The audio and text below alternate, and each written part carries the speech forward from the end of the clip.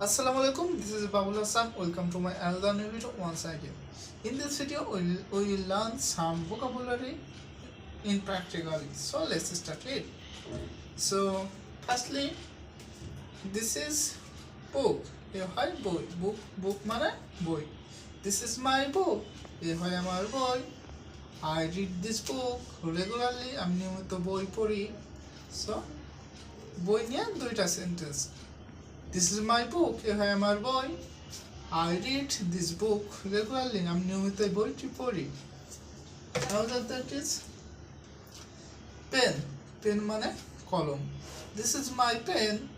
এ হয় আমার কলম. I write by this pen. আমি এই কলম দ্বারা লিখি. Another that is this is exercise book. Exercise book মানে খাতা. This is my exercise book. এ হয় আমার খাতা. Another that is যখন একটি পেজ বোঝাবে তখন এটা হবে পেপার. পেপার মানে কাগজ. This is paper. এ হয় কাগজ. So another that is we will learn so we have learned many things.